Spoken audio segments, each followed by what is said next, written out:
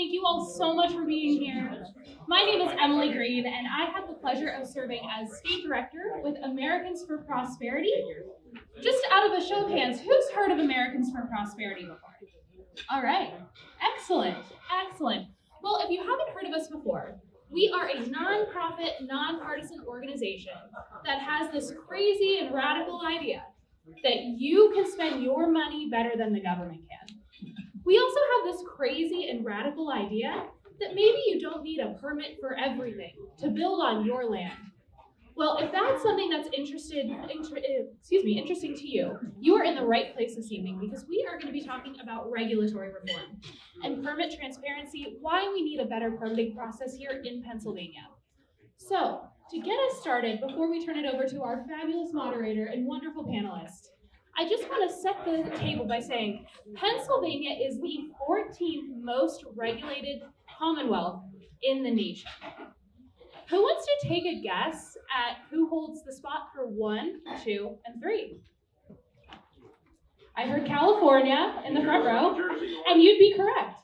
New York, yes, and New Jersey. You got it. That is 1, 2, and 3. Yes, give yourselves a round of applause. That, in my opinion, is not company we want to keep. We want to create a Pennsylvania where you can grow. We want to have a Pennsylvania where you can invest and you can continue to live out your version of the American dream, whatever that looks like to you. So every single day at Americans for Prosperity, we are working to bridge the grassroots with their decision makers in Washington and Harrisburg. So I want to give a quick shout out to the state representatives that we have in the room. We have our esteemed panelist, Representative and Republican Whip Tim O'Neill. And we also have Representative Bud Cook in the room, if you want to go ahead and stand and wave. And I know I saw a representative from Senator Devlin Robinson's office around here somewhere, Kevin. Not sure where you are. There's Kevin. Each and every day, these members are working in a very divided government to ensure that they are representing you, the hardworking taxpayer.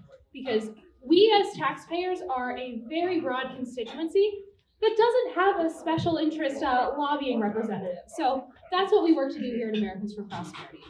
But I'm going to go ahead and turn it over to our incredible panelist and moderator for the evening. So let's start with our moderator, Chris Hoffman. Chris Hoffman was elected president of Pennsylvania Farm Bureau in 2022. He has been heavily involved with the Farm Bureau for more than 30 years, serving on the state board of directors for 13 years, and as a member of the board's executive committee and chair of the Friends in Agriculture Foundation.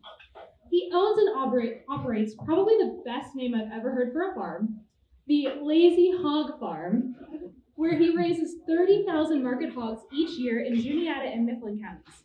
He also owns and operates the Lazy Chick Farm, which I'll let you guess what animal he has on that farm.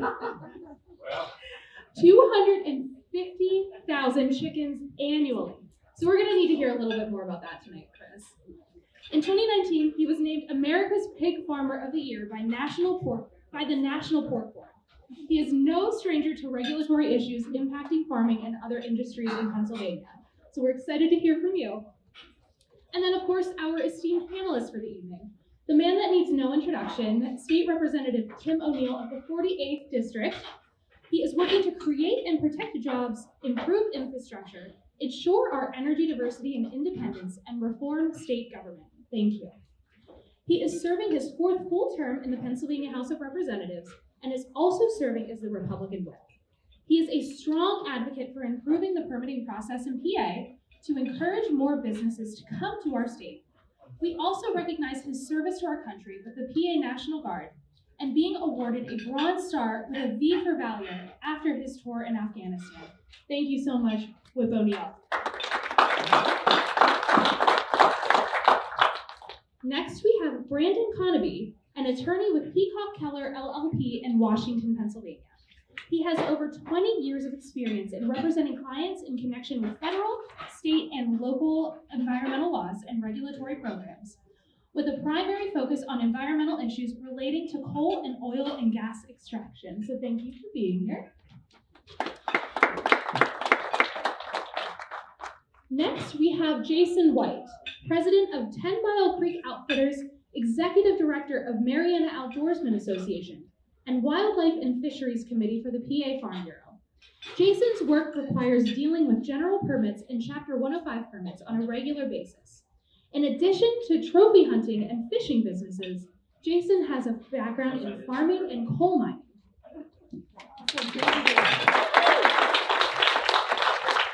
And last but certainly not least, we have Todd Papasergi, General Counsel and Vice President of Government Affairs of AOGA, Pennsylvania Independent Oil and Gas Association, where he is responsible for providing legal and lobbying support concerning federal, state, and municipal laws, regulations, and ordinances that impact PAOGA's over 300 members, especially concerning DEP and PUC.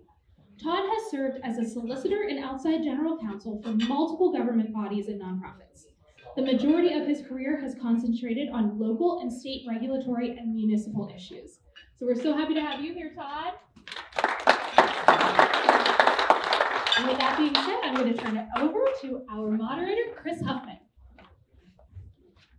Well, thank you, Emily, and it is an honor to be here tonight to talk about permit reform. Isn't that a great topic? Yep. It is a great topic. You know, for me as the president of the Farm Bureau, you know, we represent over 27,000 farmer family across Pennsylvania. And permit and reform on these types of issues are so important as our young farmers try to look at how they can grow their operations and really come into really difficult situations in figuring out how to be able to maneuver through some of these types of issues, because it's not easy. I go back, I am a first generation farmer, so I did not grow up on a farm. Lazy Hog Farm and Lazy Chick Farm did not exist prior to me starting to farm. And when I started farming, the permits that I had to get were literally none. I went into my township and I had to do an E&S plan. I took a white piece of paper, drew the outline of my farm, where I was going to build my building, put arrows of where I was going to send the water, how I was going to protect our soils, the runoff, showed it to the township, and they looked at it and said, looks like it could work. 35 years later, it's still working, right? It didn't require a permit, it didn't require an engineer, it didn't require thousands of dollars. Today, I'm a proud owner of 2 CAFO permits that are NPDES permits that cost me over $10,000 every 5 years to complete. And when I think about those permits and I think about just the size of those permits, they tell me that a farmer can do it, and I'm here to tell you that this farmer cannot. It is beyond what I am capable of doing, taking care of animals, taking care of the land, and then trying to do permits that don't make sense. And so I'm excited to be a part of this panel. We got a lot of experts here, a lot of people who have a lot of ideas of how we can move forward. And I'm excited to hear, hopefully, some solutions that we can take back and work on and try to, as a team, really make life better in Pennsylvania to give more opportunity to folks who are trying to get the job done and grow their business and grow the economy in Pennsylvania.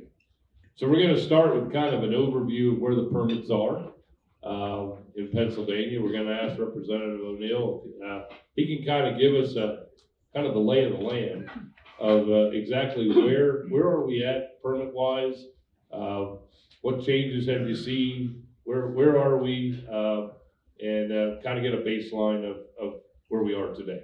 I will tell you quite literally, since I've been in office, as Emily highlighted, I've been in office, I'm in my 4th full term, so about 7 years. Permitting has been, I think, the #1 issue I consistently talk to people about. And I'll be honest, I never imagined I'd run for office, and I came to government with a little bit of cynicism, as many of you I'm sure do as well. And in 7 years, that hasn't really changed. If anything, it's gotten a little bit worse. The fact of the matter is when we talk about permitting and we talk about the regulatory environment around permitting, the Cato Institute actually ranks Pennsylvania as the 37th state in the country around regulatory policy. The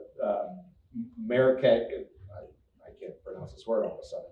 The Maracaitis Center says we're the 14th most regulated state.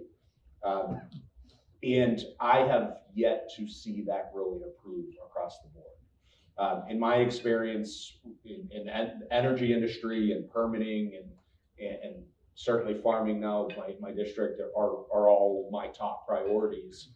The situation around permitting is not getting better, and yet everybody talks about fixing it.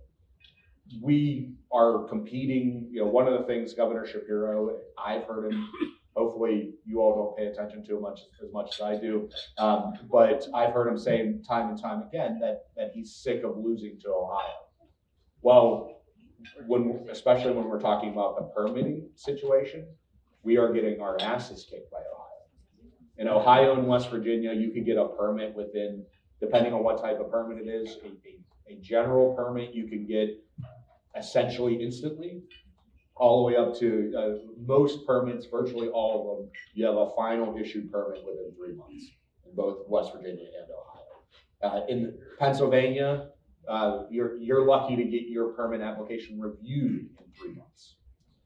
We have major projects that are taking well over 2 years to get approvals for, with constant back and forth between the people reviewing the permit in our regulatory agencies and the organization, whether it's farmers or companies submitting those permits. The situation is it's unacceptable. I mentioned energy. Just recently, I met with an organization that does a lot with our energy grid. And right now they're saying to build a new power plant, it takes at least 5 years right now. 5 years. It doesn't take 5 years to actually build it. Okay, it takes like a year and a half, 2 years to actually build it. The rest of that 5 years is the permitting process. So I think we'll get to questions. I don't want to throw us off our timeline. It's not nuclear. That's from coal. No, we're talking about coal and natural gas. Yeah. There's no coal plants being built, but natural gas plants in particular. Nuclear would be much longer, by the way. So that's really our state. I know we're going to get to some of the things that Governor Shapiro likes to talk about in this space, and what those really mean. But the general overview is, in my tenure, and Bud has been serving a little bit longer than I have, and I'm going to make the assumption, Bud, that you completely agree with what I just said for your entire tenure as well. The fact of the matter is that the permitting situation is not getting better, despite the rhetoric. Yeah, well, I thank you for setting that stage for us. And I get to meet a lot of farmers, and some of the biggest issues is by the time we get the permits, the opportunity has passed, and that is really hurting us as we're trying to move forward. And so I think that we have to really be serious about fixing these issues. I'm just going to ask the rest of the panelists. I think it would be good for those sitting out in the audience, give us some examples of some of the things that you are seeing right now.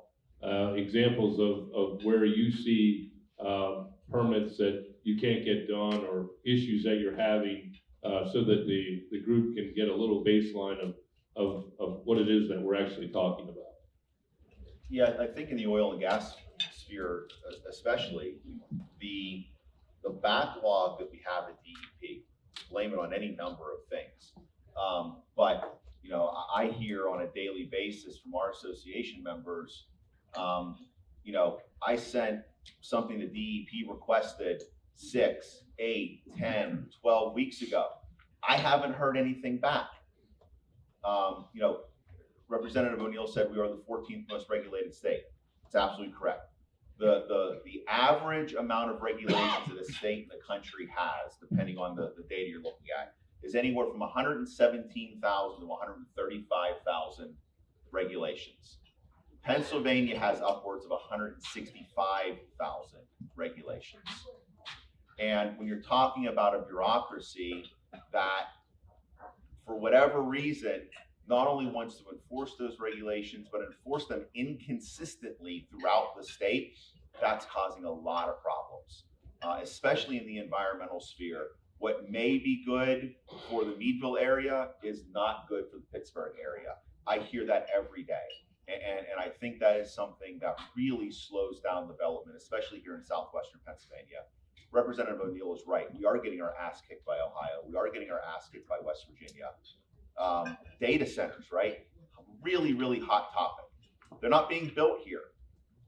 You know, thank goodness there was good news coming out of, I think it was the New Kensington area a couple weeks ago. There's a data center that's going to be built maybe in Lower Borough. It's really the only one in this area. Why? They're going to Ohio. Our oil and gas water haulers. There's nowhere here in Pennsylvania to process brine water. Why? It's impossible to get a permit, whether at the municipal level or the DEP level. Where's all that money going? Where's all that water going? It's going to Ohio. So not only are we losing out on the ability to get things moving, we're losing out on jobs, we're losing out on revenue to the Commonwealth.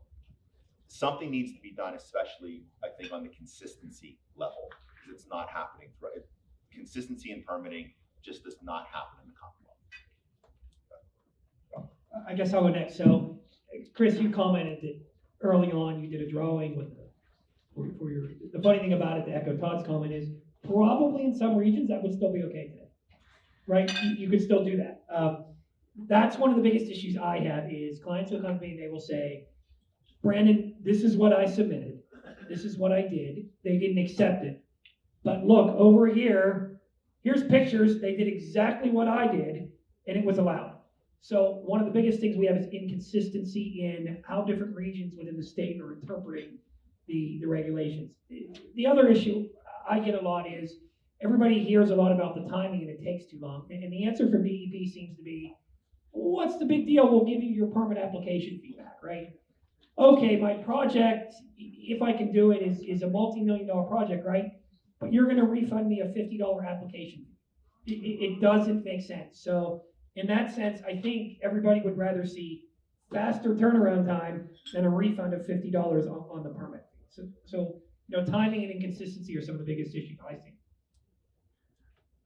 Yeah, I've been dealing with Chapter 105 permits. So if you think of permitting in Pennsylvania, think of like your house. The foundation of your house is absolutely critical. If you have a leaky foundation, the house will collapse. The way that Chapter 105s work, these are your general permits. So these are your most standardized, simple permits. So whether I'm talking about an agricultural crossing, if I'm talking about a retention pond at a housing development, if I'm talking about doing some just basic fish habitat, something as basic as improving the environment. When we talk about standardized processes, that does not happen. So the way it works in Pennsylvania, just so everybody understands, federally, the Army Corps delegates authority to DEP. So the executive branch, being the governor, can basically establish processes and procedures that Army Corps will accept. The problem is this chaos can be prevented right now, basically with the swoop of a pen or the governor going to the Secretary of DEP and saying, this is what I want you to do. Right out of the gate, you have a system to where you have to do a PNDI application. Those that do not know, before you can even do a permit, you have to go through a computer program that is archaic as archaic can be through the Department of Conservation and Natural Resources. So before you even get started, you got to do that. That's step one. Step number two, you got to compile a giant application. I just completed one for the most basic, simplest permits of all permits, a GP1. It took me 3 weeks to compile. I had to involve an engineering firm. 28 pages was the total application. So to Chris Hoffman's perspective, this isn't just something that anybody can do. We need to get to the point to where we consolidate these programs, we get our system updated. You should be very, very simply able to go onto a computer program, pay your fees, and be able to hit submit. And when it's all said and done, it should be not a permit application. it should strongly be a notice of intent, and then you should be able to start construction. And just, and as a side note, we do that in some areas, right? You can get a general stormwater permit if you have stormwater running off by just simply signing the form, the NOI is submitted, you're covered. So I think where Jason's going is in a lot of those general permits, we could shift over to this notice of intent approach. Are we taking questions now? Yeah, one question, as a representative for the nonprofit that Jason's in charge of, by the way, I've never given a coal mine, I won't hold that, don't hold that against me, that's okay. We were told, I was told in my face by the DEP that a GT1 permit, an 86-year-old farmer could have it done, submitted within 2 hours and get approval within a couple weeks. Our first one was 9 months later, after him and I spent 2 weeks trying to get all the paperwork done. But at 86, I need to find this 86-year-old farmer because we're gonna hire him. Because he can do it. I guess I'm not old enough then. Yeah. If you do have questions, there is questions on the table. There's places to write your questions down. We want to try to get through these that we have here. So So if you don't mind, Chris, one of the things that I should have probably did in my introduction is just talk a little bit more generally about permits in Pennsylvania. You know, one of the things that I certainly do it more often than not.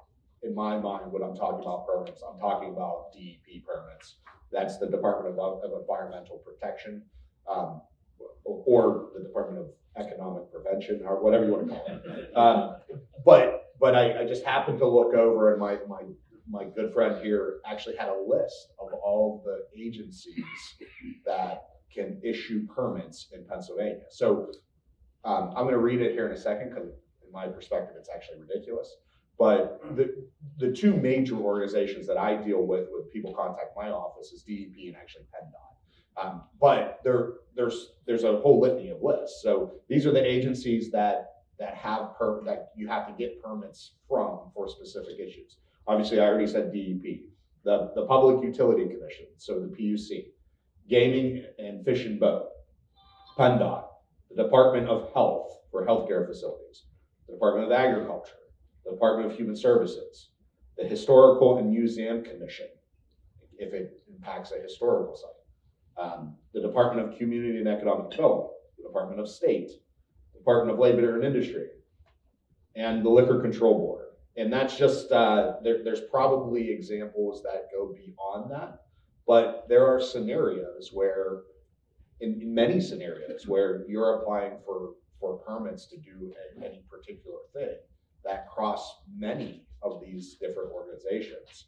And you not only have to get the earthwork permit to move and develop the land, but you have to make sure that the Fish and Boat signs off on it because there's a stream running through your property, and you have to make sure that PennDOT's okay with it because of the PennDOT road outside. And these are all state level. You know, we haven't even touched yet the local level permitting process as well. So when it comes down to it, permitting is a nightmare in Pennsylvania. That's why this panel is focused so much on it. And I know many of you in the audience have experienced that personally. But I wanted to make sure those that haven't really understand the extent of what we're talking about. And if, again, I'll take one more liberty. There are a few other people we should probably recognize in the room, if you don't mind. We do have the Washington County Commissioners, Nick Sherman, and Electra Janice. I don't know if Electra's still here. She was here as well in the room with us. And we have the Greene County Commissioner, Betsy McClure, with us as well. So.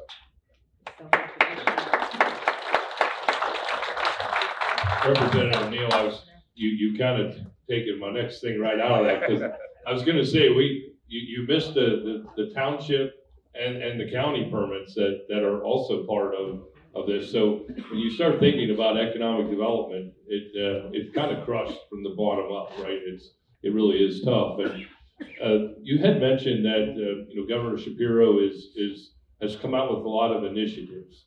Can you give us anything of any of the initiatives? Have you seen any changes? Has there been anything there that you see like a light at the end of the tunnel, or is it really not changing much? And then I'm gonna actually throw it to Brandon and say, I heard about this speed program. Can you tell me how this speed program is working after Representative O'Neill kind of gives us an update there? Sure, and it was already mentioned, so Governor Shapiro likes to talk about this money back guarantee. And that program is actually called the Permit Fast Track Program. So literally within a few weeks of Shapiro being inaugurated into office, he came out with this Pennsylvania Permit Fast Track Program where they set standards for permits and whether that's 30 days or 90 days or what have you based on the type of permit. And if you don't get your decision by that time frame, you get your $50 back. Yeah. But I can tell you, I haven't heard one person say, look, anybody who has to pay this fee to submit their permit cares about the money, the fee that but that's not what they're worried about. They don't want the money back, they just want their permit. Because the permit is what's preventing them from doing the project to begin with. So that this idea that we're gonna give you your money back if government can't do it, well, guess what? Government can't do it. So let's just figure out a way to do it as opposed to just giving this money back guarantee. One of I would argue that the fast track program is really a way for Shapiro to act like he's doing something. And I will tell you, Governor Wolf had a program like this too. They called it, I forget what they called it, the Permit Guarantee Program or something like that.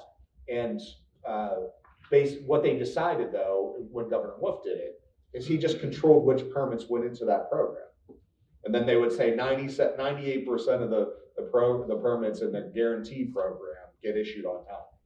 Oh, that's great, except they cherry picked all the ones that are going to get issued on time to go into that program. So I'm a little skeptical when we talk about Shapiro's fast track program that we're actually making any progress. I have yet to tell for businesses or farmers or what have you to come back to me and say that we are actually making progress in the permitting space. Right now, and as you can imagine, as you I'm sure have already picked up, I am very critical of Governor Shapiro, and I will say he has had the luxury of running around and telling a lot of people what they want to hear without a lot of substance behind it, and I think those fast track programs is no different. Yeah, so in addition to the fast track, we have recently the governor's was calling the speed program. So last year, Governor Shapiro came out with this idea that, well, maybe we can contract out some of the permitting. So what he did is he looked at the Chapter 105 program, and he only looked at individual permits, and he said, we will get a list of consultants who can do the initial review of permit applications. And when they come in, there will be a deal between the permittee and the consultant. They will work together. The permittee will pay the consultant, so fees go up.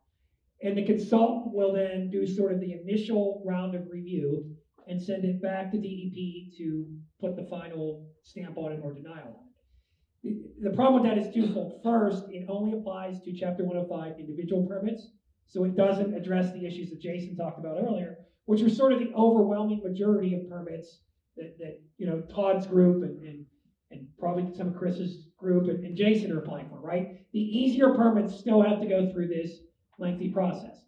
The second issue is there aren't a whole lot of consultants who want to get involved, so they solicited for consultants at the end of the year, and they may have got a half dozen to sort of apply for it. So the first sort of test case has yet to go through, but it sounds good when you put out this idea of speed, but it's kind of remains to be seen as to where it actually goes at this point.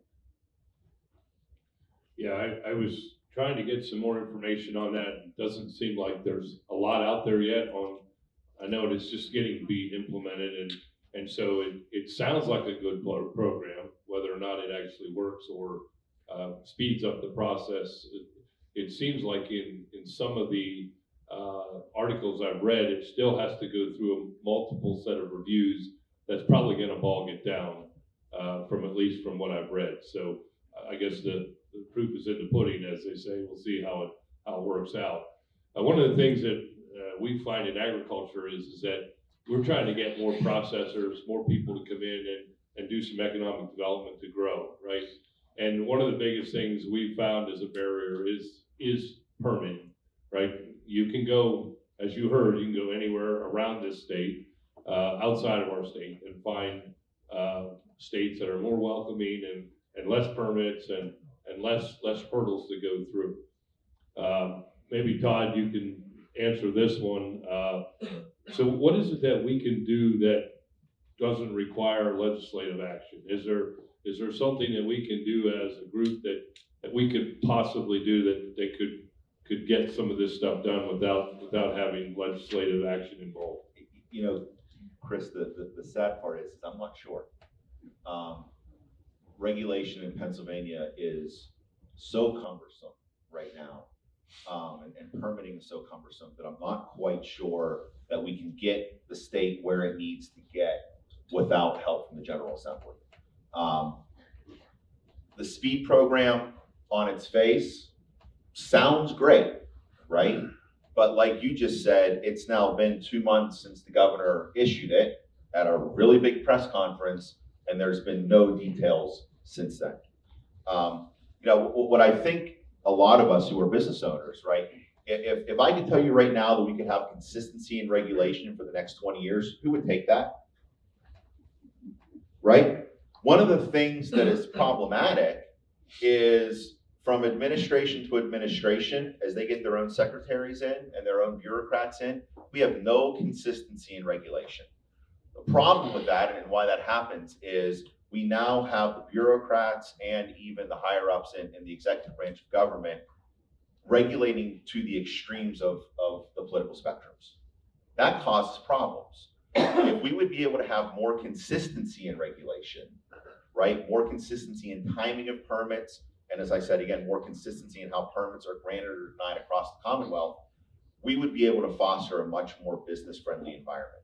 As that progresses, then we could also reduce the amount of permitting that occurs. Again, though, unfortunately, I think we need the General Assembly's help in that regard. Luckily, we have the Independent Regulatory Review Commission that looks at a lot of permits, or not permits, regulations that come out of various agencies. That's a big help, but we need more help in that regard. So unfortunately, I really do think we need the General Assembly's help.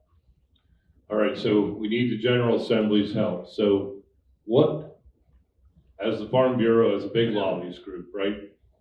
We've got a big voice. So I guess I'm asking the panelists, and so we can go to Representative O'Neill and our great friend Bud Cook, because we know he's got a lot of pull. Like, what is it that we should be lobbying for? What is it that we should be doing? What types of elimination of regulation do you guys feel that we should be pushing for to get us to this level where we can kind of move forward? For me, instead of giving a money back guarantee, put your money where your mouth is. Let's have deemed approvals. If I put in a permit application and there should be a turnaround in that permit application for 90 days, and let's say DEP hasn't ruled on it in 90 days, my permit application should be deemed approved. That's going to get DEP to move. That's going to get PUC to move, and all of the other agencies that Representative O'Neill told us about. If we can get deemed approvals written in the regulation, written in the legislation, that's really going to get the bureaucratic machine in our Commonwealth moving. Yeah, I certainly agree wholeheartedly. I feel, again, I mentioned earlier about Chapter 105. Chapter 105 is the foundation of the house. I want to reiterate that. We have to fix that. That needs to be streamlined. We have the ability to do it. Clearly, it could be legislated. I hate to say that we have to get to that point, but you know, the opportunities are there right now for us to fix the foundation of the house. We're wasting way too much time and resources dealing with, again, a cattle crossing, a retention pond going into a new housing development. We're spending months and months and months. And the crying shame about this is people are reviewing these permits that are completely unqualified. I mean, I've dealt with different conservation districts Fish and Boat Commission, DEP. And literally, I've literally had people tell me, well, this is the first time I've ever reviewed one of these before. Well, what in the heck are you doing reviewing in the first place? You know, you have professional engineers. Basically, they're the doctors of the engineering world that sign off on a lot of these drawings and they submit them. And you have people just out of college, it might be their first job, reviewing these permits, and they're basically going back to a professional engineer telling them they need to make amendments. It's absolutely insane. It's crazy. I really feel that we have to look at this from a practical perspective. We have to simplify it. And you're never going to fix this internally within the bureaucracy. You know, the farmers in the room, we could probably come up with 20 different ways to do a cattle crossing. If I went to the DEP, they'll give you one drawing. That's it. Because that's all they know. We have to get private sector to be engaged. We needed to have pre-approvals. We need to have standard operating procedures. And I reiterate the fact, we need to have a notice of intent. When you hit submit, you could start moving dirt.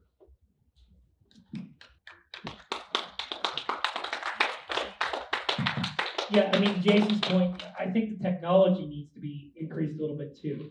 You should be able to do it all online, click the button, you get your PNDI back, there's no hits, and then boom, you submit the application, and then you should get an approval back, and you should also get back with it a copy of the actual permit application that you filed, because you don't get that now. So I think it should just all be one website, one portal, at least in the Chapter 105 general permits, I think. Yeah, I think it's really interesting to see the adequate systems that DEP has today.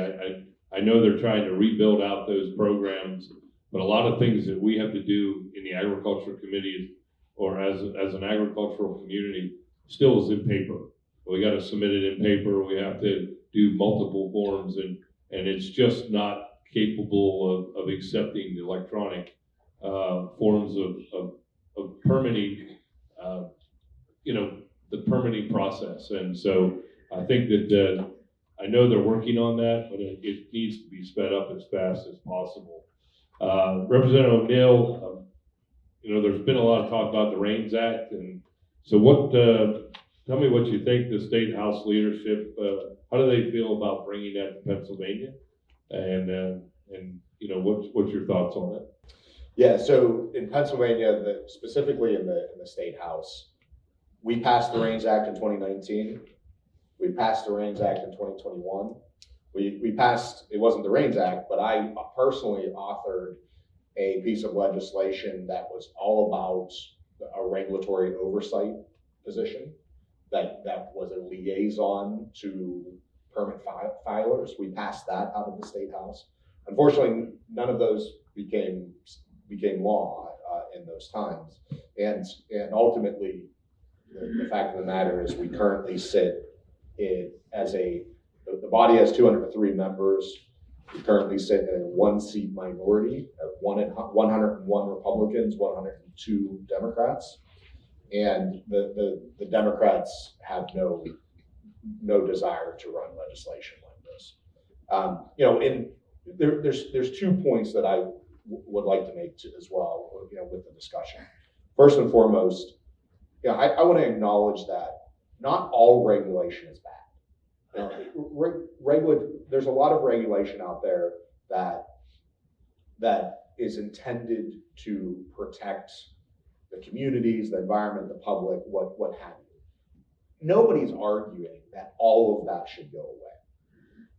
But it's very clear to anybody trying to go through this process that the fact of the matter is, although not all regulation is bad, we've evolved into this scenario where virtually everything we do is just extremely overregulated. And we need to rebalance the system overall. And then the last point I'd like to make about the status of our permitting overall in Pennsylvania is, I think we're losing focus, and Jason kind of hit on a little bit, but we're losing focus on what we should be doing with this process, what the agency should be doing with this process. Your permit is just a checklist of your plan. Have you thought through everything you should have thought through? What really matters is whether or not you're doing it right when you do it. So instead of focusing so much on the paperwork aspect of it, DEP and these other organizations should be flipping that over and actually caring about how you're executing much more than just simply the paperwork process. That's what I think the ultimate solution to this is. But certainly the individual pieces of legislation, the REINS Act would be a wonderful way to go about getting some of this stuff done. To specifically answer your question, the House Republican Caucus would certainly make that a priority. Well, I appreciate those comments, and in the whole part of this, it's really how you take that permit and actually put life to it, right? Because I've actually experienced that on my farm with my CAFO permits because of I live in that beautiful Chesapeake Bay area that farmers have to do extra things to actually farm in the Chesapeake Bay. My CAFO permit went from a general permit to an individual permit. And what that meant is it went from about 100 pages to 1,000 pages, which I read every one, by the way. Every one, no, I didn't. But anyhow, but the thing of it is when I asked why, they said, because we need you to make sure you do a better job. And when I said, do a better job of what? They couldn't answer it, because I have a natural reproducing trout stream that goes through our farm.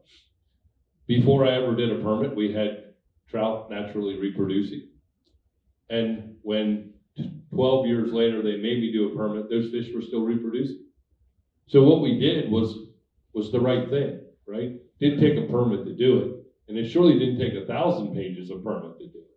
And so I think that, it is really about that, right? It is about implementing the standards that we need to implement to protect the community, to protect our water sources and the environment. So I guess thinking about your role, right? Do you think that government should be approving some of these changes to the permits, to the regulations, or is it something that we should have you guys overseeing, or just allowing DEP to continue that? Should we make that change? Is there something we should be doing there differently than what's happening right now? Because it seems like it's a little out of control. Well, yeah, absolutely. We absolutely should be doing it. Like I mentioned, we need to right this system, and it is out of control. And short of, I'm with you. Short of legislative action that we could get to the governor's desk and the governor sign it into law, I'm not sure how this really changes. But let's be honest, this is wrapped up into, a lot of this is wrapped up into lies that are being told. And those lies are around the environmental movement. And to think that a farmer doesn't care about the environment, that's your whole livelihood. To think that people who live all throughout the community just happen to work in the energy industry, that you don't care about how your community looks is a complete fallacy. And we, first and foremost, you asked earlier what can be done without legislation. We, quite honestly, we need to stop putting up with, excuse my language, but with the bullshit lies, because that's what our culture has become. And that, I'm on the verge of going on a rant that has nothing to do with permanent. But I'm personally sick of it. And we're seeing it across society. And quite honestly, recently we've seen a backlash on that. But this is a lot of what you see out of DEP when it comes to permitting, regulation. It's rooted in lies. And I'm sick of acknowledging, just going along to get along. I think all of you should be as well. And until, look, the government's going to do what they want. The people in charge are going to do what they want until all of us say they can't. And, so if we care about this overall, we care about running our farms, we need to stand up and start saying that we do. And you know, I will tell you, and Bud will agree with me, people like us listen if we like our jobs. So, but we need to do more of that all across the country. I appreciate that. Bud has to make a statement, so I think I will pause and let Bud say something. To Tim's point, we make this assumption that the people in Harrisburg, the elected people, know what they're doing. We do this event called Blessing of the Bailers. Everybody in this room probably knows what a hitch pin is that you connect to. God bless them. I serve on the committee, the agricultural committee. They're all supportive, but they come up to me afterwards and say, Representative, we really want to support you, but we don't know what a hitch pin is. So don't make that assumption. The last time I checked, it still started with we the people. And we the people need to take our government back to rein them in on what's going in across the board. So to Tim's point, it starts right here in this room today. Make that call, make that appointment, and go say, and get the governor. He's very sensitive to what people think and feel about it. Kick his ass. That's what he needs. But and to Bud's point, I have to share this story because it's comical. As far as the assumption that we know the answer to all this, I remember very specifically the fight during COVID to reopen various industries. So we were in Harrisburg fighting with the governor, fighting with the Democrats to reopen every industry we could think of. One of them was garden centers, where there's a piece of legislation to force the government to reopen garden centers.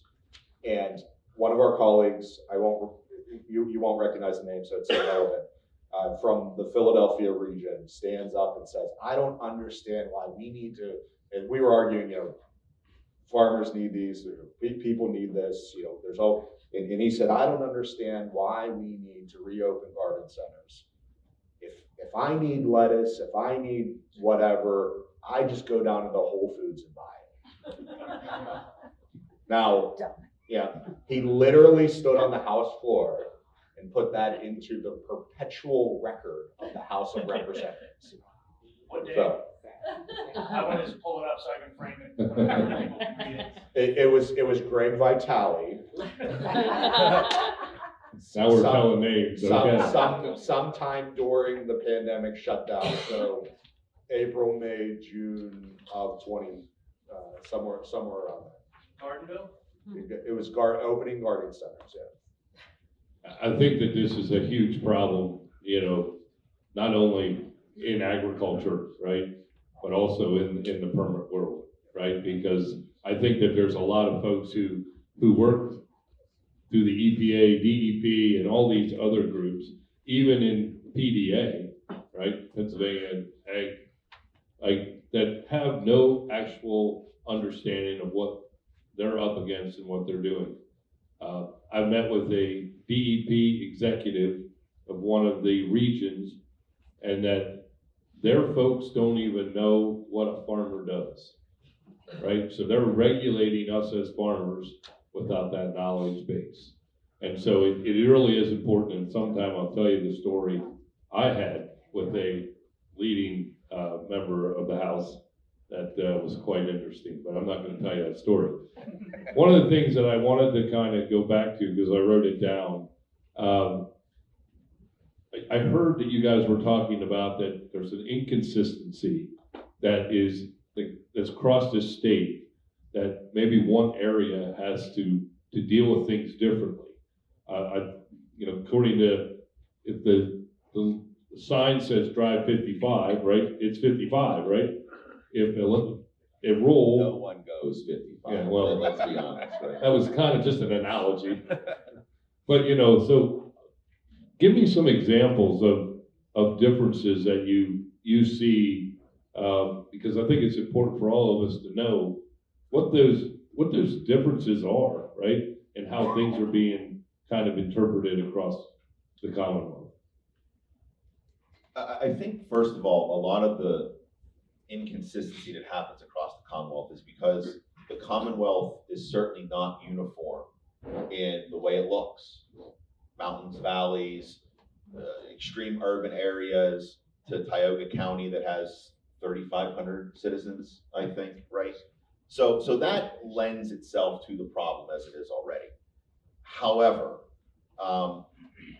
I really think it's because of the personnel that are hired at specific regional offices for specific agencies.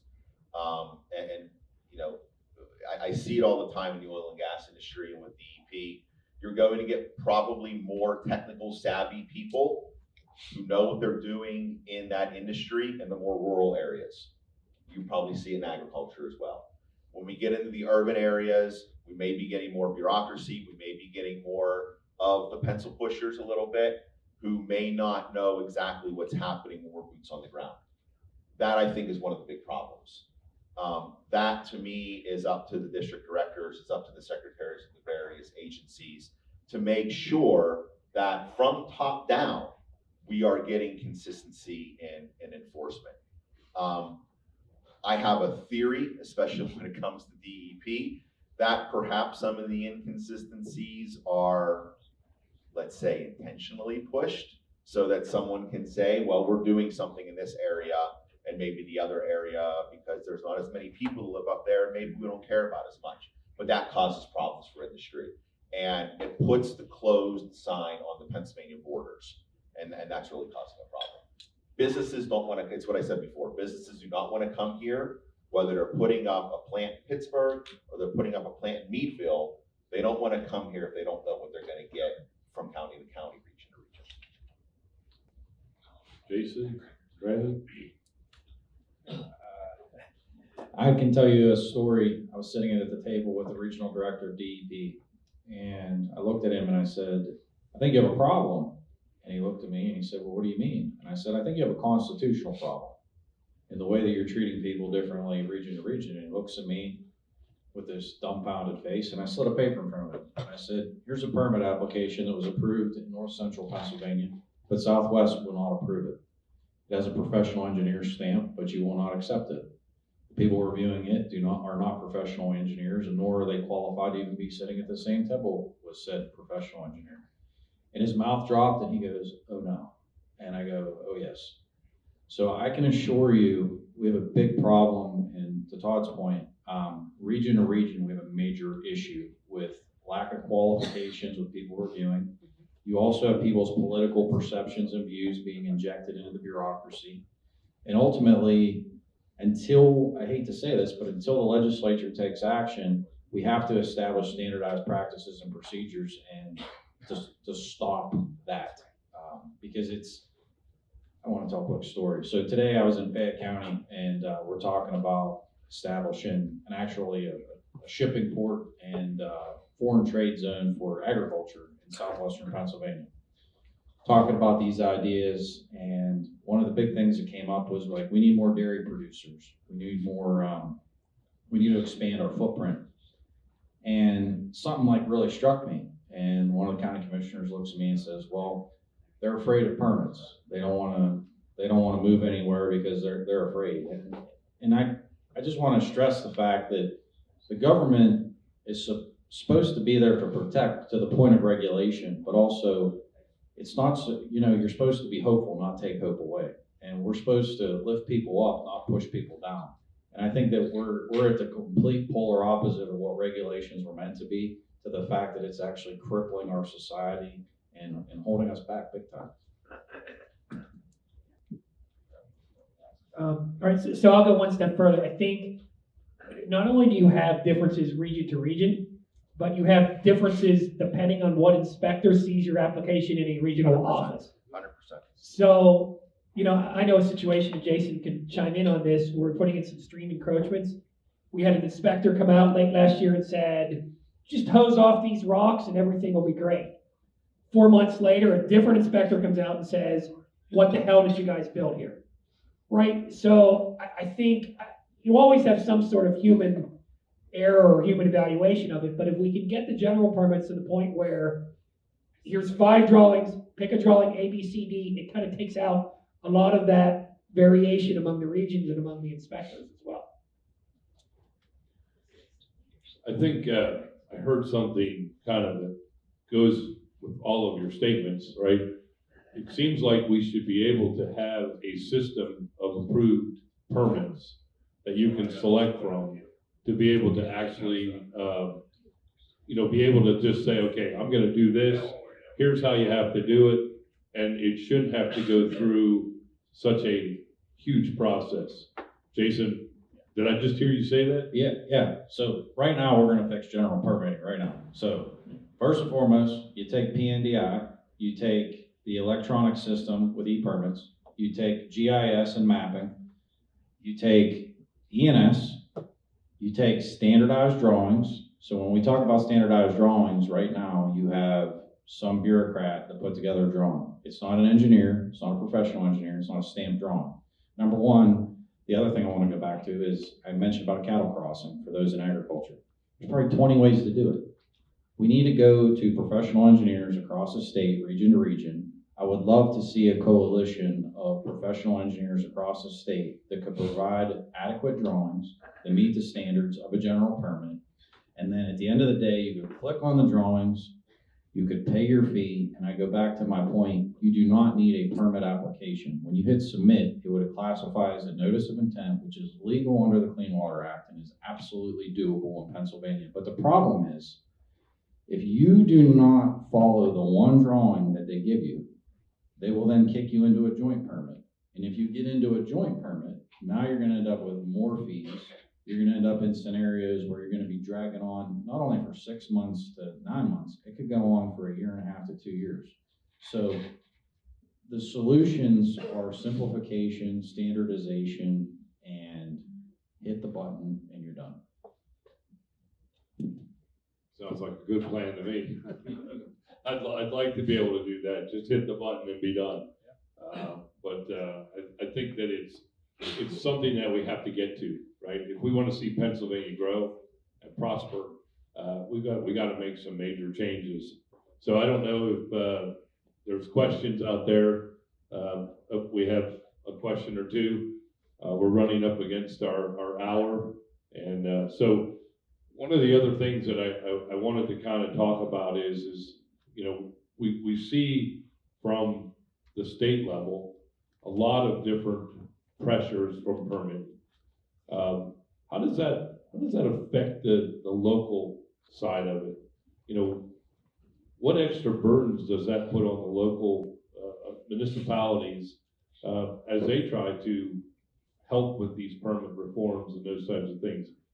Can you give us a little bit, Todd, on that? Yeah, I mean, unfortunately, our local governments need to follow the state permitting and state regulatory process just as much as you do with your farm, right?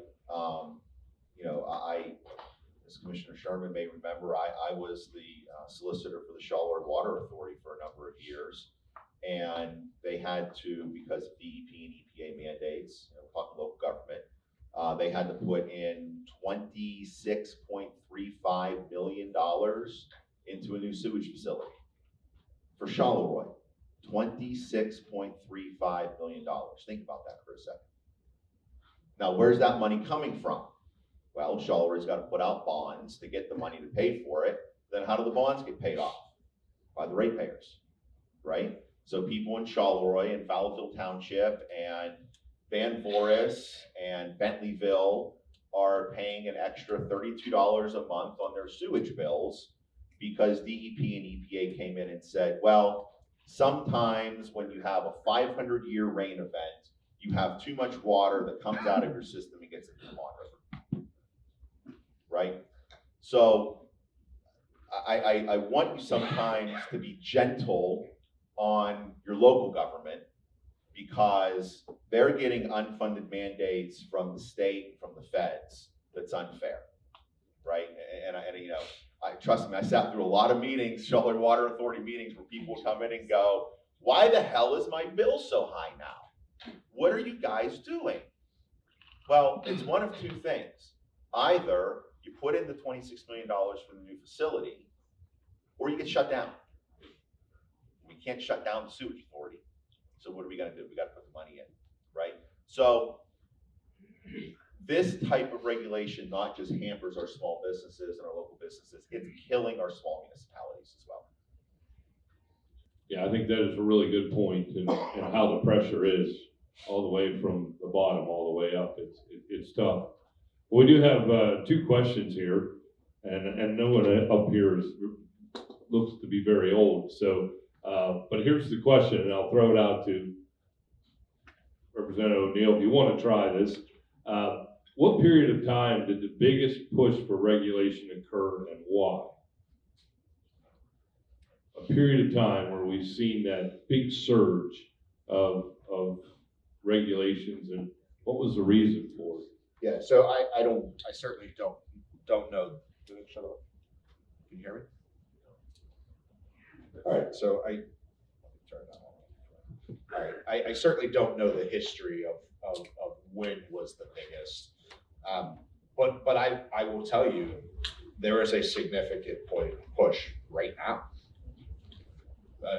In my experience, the push for additional regulation is actually accelerating, not decelerating. And you know, I expressed my frustration earlier that it's not loud. Yeah, it is. Can you hear me? I feel like it's not as loud. Yeah, I expressed my frustration earlier just with it's driven off of lies. It's driven off of an ideology more than anything else. You know, the environmental movement is driving, especially in the energy space, is driving massive amount of regulation. And let's be honest, it's not actually about the environment. If it was actually about the environment, then the environmental movement would support nuclear. They don't, because it's about an ideology to shut down fossil fuels. It's not about the environment. So that to me, I'm actually seeing this stuff accelerate as opposed to anything else. So I don't know the history. I don't know the actual answer to it, but honestly, my assumption is it's right now. It's right now, and it's not getting better. Can I add to that, Chris? I think what we're gonna see is, look, we got a lot of great news at the federal level with EPA Administrator Zeldin a couple weeks ago saying, hey, biggest deregulatory movement in federal history. Fantastic. What does that mean for us? It probably means an attempt to increase regulation at the state level. And that's what we need to be wary of, right? Methane rules that may go away at the federal level, guess what? They're coming to Pennsylvania. Just a matter of when. It's a matter of how hard we're able to fight it. So I agree with Representative O'Neill. I think the biggest push for regulatory reform in the wrong direction is probably right now. Well, in a great example that's been in place for a long time in Pennsylvania of essentially what he just said is the NDEPS permits. Did I get that right? It's a land moving permit. So the federal government requires you to have one of these permits for if you're going to move more than 5 acres of land. Pennsylvania's standard is 1. So the state already has been doing that. And I agree with you. As the federal government tries to roll some of this stuff back, I can assure you that the Shapiro administration is going to try to double down. Brandon, what are you gonna? I was going to say, I think if you look historically, it probably started with the passage of the Clean Water Act. I think that's what drives all of this, right? Because the Clean Water Act goes to the streams. The streams they're impacted by oil and gas. They're impacted by farming. They're impacted by coal. And it just sort of continues. Like right now, we are in this regulation of PFAS, right? That's just getting out of control. So I think historically, if you look at it, the Clean Water Act may be sort of the biggest event that changed the history of environmental regulation. Yeah, we're not going to talk about PFAS at this meeting. We'll be here all night long. In 3 hours, we could do that.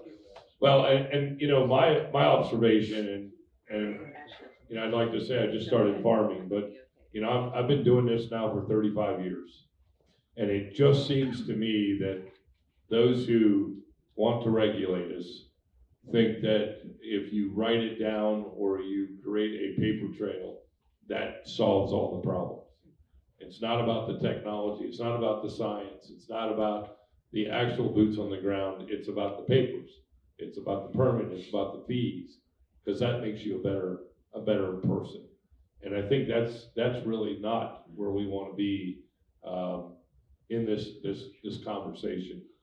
The last question I have here before we go to closing thoughts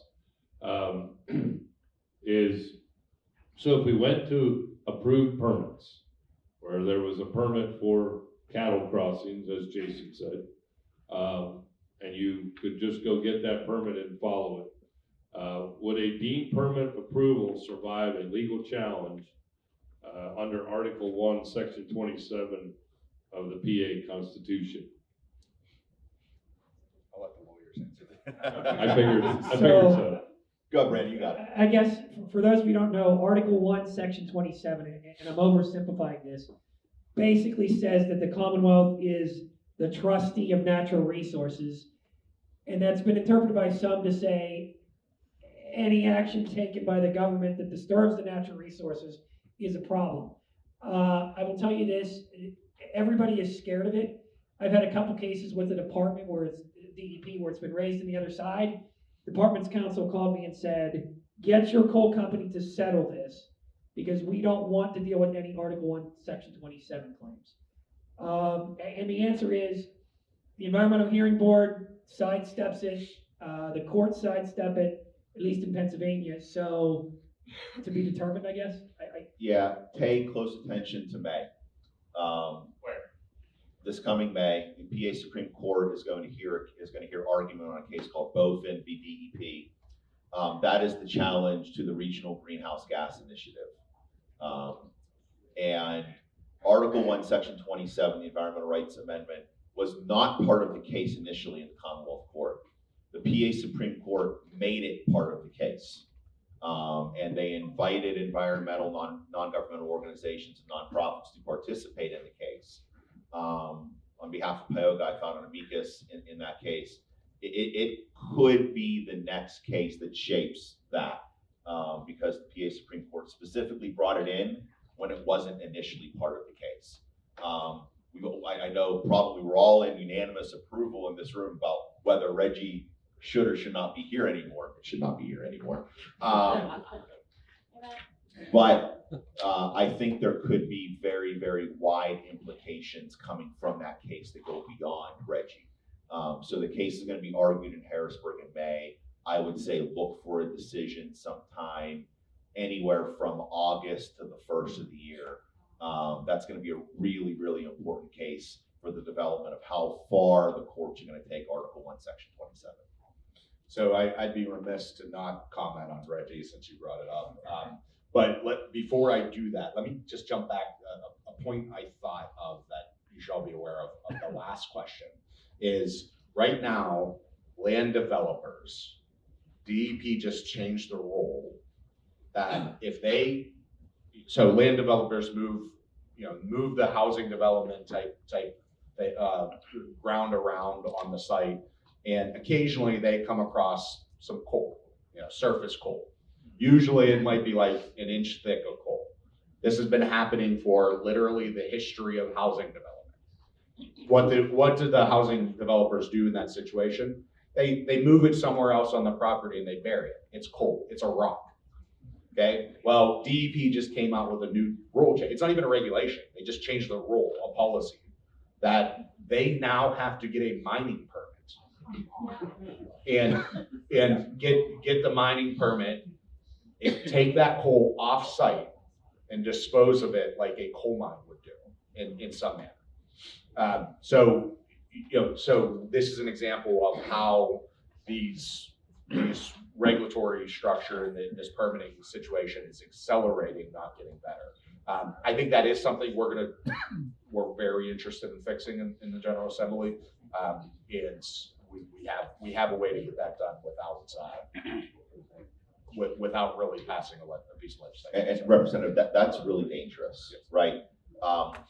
We have agencies now using the permitting process to their advantage and to citizens' disadvantage to completely bypass the formal rulemaking process, right? If we go through formal rulemaking, we think about that in a very bureaucratic sense sometimes because we're going to see a 90-page document on what a regulation, not only what it says, but what it means, what the comments are, the considerations that went into play.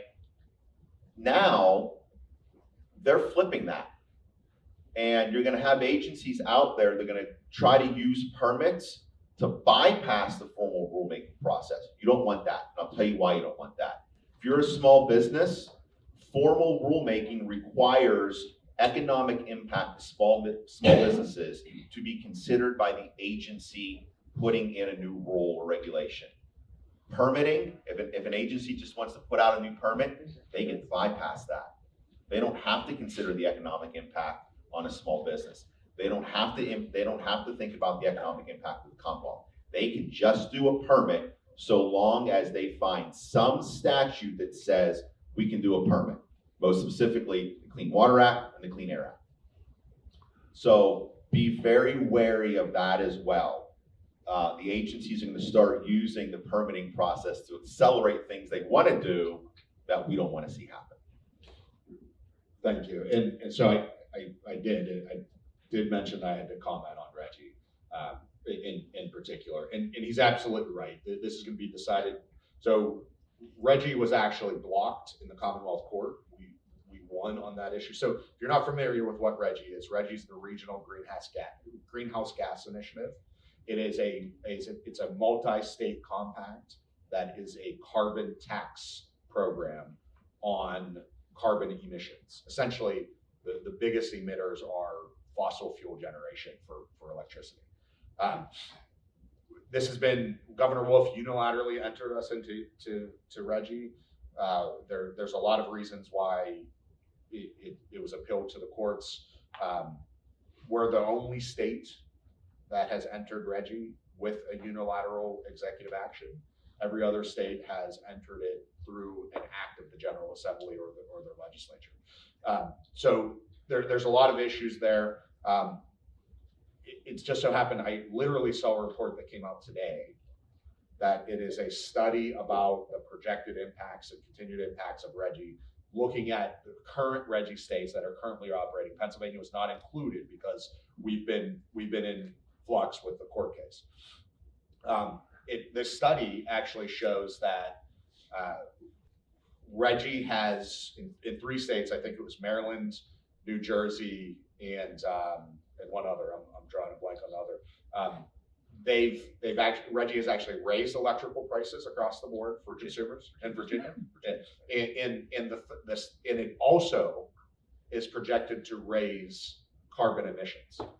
So it's making your electricity more expensive, and it's not actually even doing the thing it's supposed to do, which is reduce carbon emissions. Yeah, so it's not a good look for Reggie. Quite honestly, Governor Shapiro has put out his own version of Reggie as well, where he claims it's better, I guess because it's his, but it's the same thing.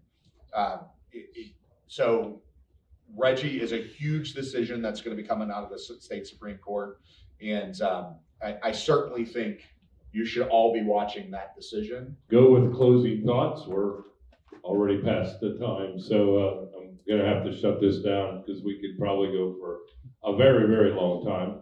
So I'm going to start with Brendan on the end. Any closing thoughts as we finish this out? No, I think we covered everything pretty well. All right, Jason, anything else you? No, I just want to thank AFP and everybody here. This is such an important topic. It impacts everybody here, whether it's housing developments. Like Tim said, they're now wanting to call moving dirt, coal mining. Those that want to build developments, those that want to build park spaces to better our communities. I cannot stress this enough. What the governor's selling or is trying to sell is not good stuff. And we all need to realize that and understand that just catchphrases are not going to guide us in a positive direction. There's a wolf in sheep's clothing. We need to understand that we have to stand up and we have to fix the problems that are killing Pennsylvania. I'll just echo what Representative O'Neill said earlier. Regulation has a space, right? It has a place in the Commonwealth. It can do a lot of good. Permitting can do a lot of good. It's necessary, but we've gone too far. We need to be able to rein it back in. You know, I think we can all agree that the days of people going to work in downtown Pittsburgh and having to take a second white shirt with them because of all the smoke and smog that was down there, those days are done, right? We're not going to return to those days, but we've jumped the shark the other way. We have to bring it back, and I think that's where you and your colleagues really need. We need your help in that regard, because we're not going to get it from the governor's mansion, I don't think. Well, I would agree with that. You know, quite honestly though, I do want to just take a moment and acknowledge and appreciate the fact that the governor, through some of his rhetoric, has acknowledged that this is a problem. Now, I would argue that that's always done, but the fact that he's come out with this fast track program, the fact that he's come out with the speed program, is at least in word acknowledging that this is a huge issue across our Commonwealth, and I can appreciate that. But the reality is, too much of our government, and certainly DEP and all the other agencies that I listed in the permitting space, that they quite honestly, they sit in their offices in what I would call the ivory tower in Harrisburg and say, just look for ways to say no. And the reality is that's not the way our government should be working. Our government should be looking for ways to get us to yes. And I can assure you that I myself, Representative Cook, and the other members specifically of the House Republican Caucus will not rest until we make our government a government that does work with and for the people, whether that's in permitting or, quite honestly, any other space across government. So I want to say thank you for all of you to come out and listen to this talk about, you know, a relatively specific topic of permitting. But really, I think you can take what we talked about this evening and you can generalize it across a lot of issues across our state government. And but you know, you mentioned you need our help, and I appreciate that. But we need all of your help. We need all of your help. We need you to be active. We need you to speak up. We need you to reach out to your particular representatives, your particular senators, and others. You know, if you're all here locally, then you're probably, if you're all from Washington County, then you're represented by somebody who's like-minded in this regard, as far as both the state house and the state senate goes. If you're in Allegheny County, it might be a little bit different. So be active in this space. Make sure people know how you feel about this stuff. Thank you, Representative O'Neill. And again, I want to thank AFP for putting this together. They did a really nice job of putting a really extensive panel together. You know, on behalf of myself and farmers and just the general population, right? Your voice really does matter. You must be engaged. You must be involved. Because if we allow other people to carry our voice, it turns out bad, right? It's not going to be the place where we're going to see the successes that we need to see as we move forward. And so I just thank you all for taking your time to be here, because this is a really, really important topic as we think about Pennsylvania, moving it forward, and our next generation, because our next generation depends on us to do it right, to get it right, and to make it so that they can actually thrive in Pennsylvania as we protect our Commonwealth. So if you would, give my panel a round of applause. And, thank you again for being here.